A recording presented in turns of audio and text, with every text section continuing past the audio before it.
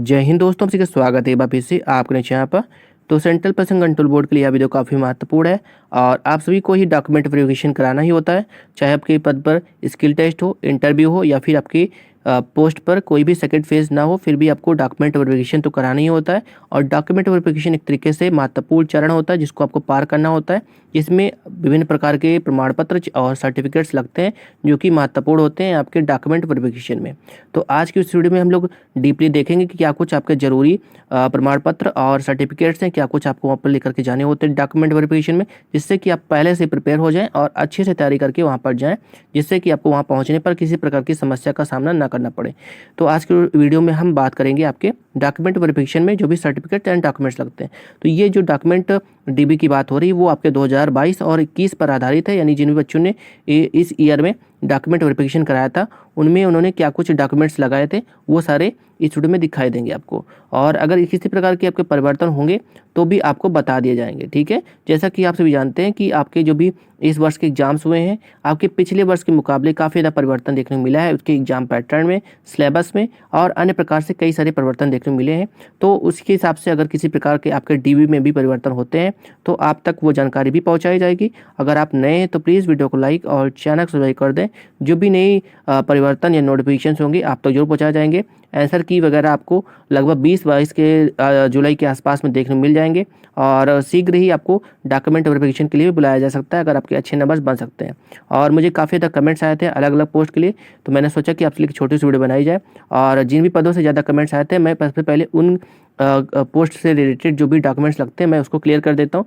बाकी फिलहाल आप किस पोस्ट से रिलेटेड है वो आपको कमेंट में आंसर जरूर कर देना है, ठीक है। तो सबसे पहले अगर हम बात कर रहे हैं तो जूनियर लेबोरेटरी असिस्टेंट के लिए, जिसके लिए मुझे काफ़ी ज़्यादा कमेंट्स देखने मिले थे और पिछले दिनों मैंने जो भी वीडियोज़ बनाए थे उसमें ज़्यादातर कमेंट्स मुझे इसी से लेकर के आए हैं। फिलहाल मैं इसको आपको पिछले वर्ष के आधारित जो भी डीवी लगते हैं उसके हिसाब से मैं बताऊंगा। बाकी अगर किसी प्रकार का इसमें परिवर्तन होगा तो भी आपको अगली वीडियोज़ में देखने को मिल जाएगा, ठीक है।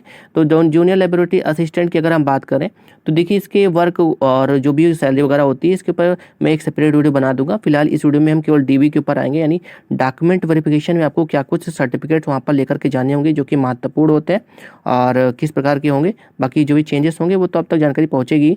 फिलहाल हम लोग स्टार्ट करते हैं वीडियोज़ को। बाकी अगर आप नए हैं तो प्लीज़ वीडियो को लाइक और चैनल सब्सक्राइब कर दें। बाकी आप किस पोस्ट से रिलेटेड जानकारी चाहते हैं वो भी आपको कमेंट में आंसर जरूर कर देना है। तो चलिए वीडियो को स्टार्ट करते हैं। देखिए सेंट्रल पर्सन कंट्रोल बोर्ड में अगर जूनियर लेबोरेटरी असिस्टेंट की बात करें तो सबसे पहला जो डॉक्यूमेंट है वो है आपका एडमिट कार्ड, जो कि आपके डीवी में एक महत्वपूर्ण रोल निभाता है, यानी आपको एडमिट कार्ड लेकर के जाना होता है, ठीक है। सेकंड डॉक्यूमेंट आपका है इनकम सर्टिफिकेट, यानी आय प्रमाण पत्र, जो कि एक तरीके से महत्वपूर्ण सर्टिफिकेट्स हैं और सभी बच्चों ने फॉर्म फिल करते हुए आय प्रमाण पत्र को जमा भी किया होगा। और अगले डॉक्यूमेंट की अगर हम बात करें, देखिए अगला जो डॉक्यूमेंट आपका है वो है कास्ट सर्टिफिकेट, यानी जाति प्रमाण पत्र। देखिए इसमें बच्चों को काफ़ी ज़्यादा परेशानी होती है, तो अगर आप ओबीसी SC/ST कैटेगरी से हैं तो आपको जाति प्रमाण पत्र भी वहाँ पर लेकर के जाने होंगे, ठीक है। तो ये 3 सर्टिफिकेट हो गए आपके। उसके बाद अगर हम बात करें तो अगला डॉक्यूमेंट वो है आपका 10th मार्कशीट। और 10th मार्कशीट जो होगा आपका एज अ DOB के रूप में काम करता है, यानी डेट ऑफ बर्थ सर्टिफिकेट के रूप में काम करता है, यानी इसमें जो नाम वगैरह होते हैं उसी से सब कुछ मैच किया जाता है, ठीक है। तो आपको क्लियर कर लेना है 10th मार्कशीट। उसके बाद अगर बात करें अगला जो सर्टिफिकेट है तो वो आपका है 12th की सर्टिफिकेट, ठीक है। देखिए सर्टिफिकेट और मार्कशीट में आपको कंफ्यूज नहीं होना है। मार्कशीट एंड सर्टिफिकेट दोनों एक ही चीज़ होते हैं। जिन भी बच्चों ने 2008 से पहले एग्जाम दिए थे उनके मार्कशीट एंड सर्टिफिकेट्स अलग अलग होते थे, लेकिन 2008 के बाद जिन भी बच्चों ने एग्जाम दिए हैं उनके मार्कशीट एंड सर्टिफिकेट दोनों एक ही होते हैं। तो ये चीज़ आपको ध्यान में रखना है, ठीक है, इसमें कंफ्यूज नहीं होना है। तो चलिए अगले डॉक्यूमेंट की ओर बढ़ते हैं। देखिए अगला जो डॉक्यूमेंट आपका है वो है आपका ग्रेजुएशन की डिग्री, ठीक है। ग्रेजुएशन की डिग्री जब आपने फॉर्म को फिल किया होगा तो वहाँ पर आपने देखा भी होगा कि वहाँ पर एसेंशियल क्वालिफिकेशन नीचे लिखा था डिजायरेबल। तो एक तरीके से जो ग्रेजुएट की जो डिग्री है वो डिजायरेबल है, ठीक है। और अगर आपके पास है तो ये अभी आपको लेकर के जानी होगी, ठीक है। अब बात करें, देखिए इसमें अगर किसी प्रकार के परिवर्तन होते हैं, यानी जो भी डीवी से रिलेटेड जानकारी है मैं पिछले वर्ष के आधारित दे रहा हूँ। बाकी जो भी परिवर्तन होंगे मैं आपके वीडियोज़ में क्लियर कर दूंगा अगर कोई परिवर्तन हो देखने को मिलता है तो, ठीक है। चलिए अगले डॉक्यूमेंट की ओर बढ़ते हैं। तो अगला जो डॉक्यूमेंट आपका है वो है विवाह प्रमाण पत्र, जिसको बोलते हैं मैरिज सर्टिफिकेट। अगर आप विवाहित हैं, आप शादीशुदा हैं तो आपको मैरिज सर्टिफिकेट लेकर के जाने होंगे, ठीक है। अभी जो विवाह प्रमाण पत्र है ये नेसेसरी है अगर आप शादीशुदा हैं तो, ठीक है।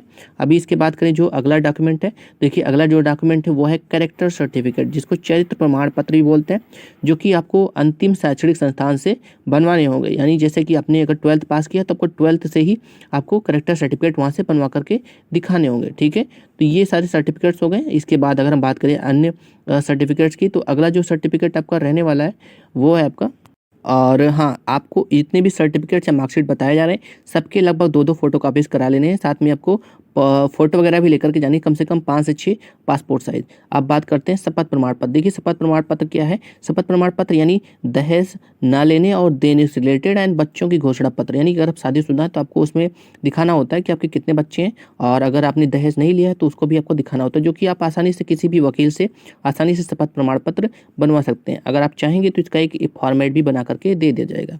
फिलहाल अभी पिछले वर्ष तक तो ये सब सारे डॉक्यूमेंट्स लग रहे थे, अगर कोई परिवर्तन होता है वो भी आपको बताया जाएगा।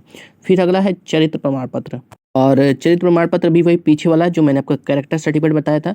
अगर आप वो नहीं बनवा सकते हैं तो आपको चरित्र प्रमाण पत्र आपको किसी भी 2 राजपत्रित अधिकारी द्वारा जारी किया गया आप चरित्र प्रमाण पत्र भी दिखा सकते हैं। यानी कोई भी गवर्नमेंट ऑफिसर, यानी कि कह सकते हो कोई भी सरकारी टीचर हो या MBBS डॉक्टर हो, उससे बनवाए गए चरित्र प्रमाण पत्र को भी आप वहाँ पर दिखा सकते हैं। इसके बाद अगर हम बात करें अगले डॉक्यूमेंट की ओर, तो अगले डॉक्यूमेंट में आपका आता है अन्य प्रमाण पत्र। अब अन्य प्रमाण पत्र क्या होते हैं? देखिए अन्य प्रमाण पत्र में बहुत सारे डॉक्यूमेंट्स आते हैं, जिसमें अगर आप बात करें अगर अन्य प्रमाण पत्र में कौन कौन से डॉक्यूमेंट्स आपको जमा करने होते हैं, तो उसमें आपका आता है विधवा का, ठीक है, एंड तलाकशुदा, दिव्यांग, उत्कृष्ट खिलाड़ी, पुनर्विवाह एंड भूतपूर्व सैनिक। देखिए अगर आप विधवा हैं, कोई भी महिला विधवा है तो उसको अपने हस्बैंड के डेथ सर्टिफिकेट जमा करने होते हैं। तलाकशुदा है तो उसको डाइवोर्स सर्टिफिकेट एंड दिव्यांग के लिए प्रमाण पत्र देने होते हैं। साथ में अगर आप स्टेट लेवल के खिलाड़ी हैं जो कि उत्कृष्ट खिलाड़ी के पद श्रेणी में आते हैं तो उनको उत्कृष्ट खिलाड़ी का प्रमाण पत्र देना होता है। साथ में पुनर्विवाह, अगर आपने दोबारा शादी की है तो आपको उसके लिए भी शपथ पत्र बनवाने होते हैं। साथ में अगर आप भूतपूर्व सैनिक रहे तो आपको उसके लिए भी प्रमाण पत्र देना होता है, ठीक है। तो लगभग मैंने सही सारे डॉक्यूमेंट्स जो भी लगते हैं वो मैंने क्लियर कर दिए। इसके अतिरिक्त अगर हम बात करें जो अन्य डॉक्यूमेंट्स जो भी लगने की आशंका हो सकती है वो होता है आपके मेडिकल सर्टिफिकेट। देखिए लेकिन मेडिकल सर्टिफिकेट की अगर हम बात करें तो देखिए मेडिकल तो आपके वहीं पर होती है वहीं पर ही होते हैं, यानी मेडिकल आपको वहीं पर कराया जाता है। तो फिलहाल मेडिकल सर्टिफिकेट बनाने की आवश्यकता नहीं है। फिलहाल अगर कोई चेंजेस अगर देखने को मिलते हैं तो भी आपको क्लियर किया जाएगा। फिलहाल मैंने आपको जितने भी नेसेसरी डॉक्यूमेंट्स थे, ठीक है, वो मैंने आपको क्लियर कर दिए हैं, और अगर किसी प्रकार का परिवर्तन होता है मैं आपको आगे वीडियोज़ में क्लियर कर दूंगा। देखिए जब आपके डॉक्यूमेंट वेरिफिकेशन होते हैं तो उसमें आपको पहले जानकारी दी जाती है कि आपको कौन कौन से डॉक्यूमेंट लेकर के आने हैं, लेकिन उस समय आपके पास इतना समय नहीं होता कि आप अपने डॉक्यूमेंट को प्रिपेयर कर पाएँ। तो मैंने लगभग सभी डॉक्यूमेंट्स जो भी आपके एक तरीके से DV में पूछे जाएंगे या मांगे जाते हैं वो सारे मैंने आपको क्लियर कर दिए हैं। आप अगर नए हैं तो प्लीज़ वीडियो को लाइक और चैनल को सब्सक्राइब कर दें। फिलहाल अगर आप किसी अन्य पोस्ट से रिलेटेड जानकारी चाहते हैं तो कमेंट में मेंशन जरूर कर सकते हैं। मैं पूर्ण रूप से प्रयास करूंगा कि आपके कमेंट्स का जवाब दिया जाए, और आप सभी के कमेंट्स मेरे लिए बहुत ही ज़्यादा महत्वपूर्ण होते हैं। तो आप अगर नए हैं तो प्लीज़ हमारे चैनल को सब्सक्राइब करें। आज की वीडियो में इतना ही, मिलते हैं नेक्स्ट वीडियो में। थैंक यू सो मच, धन्यवाद।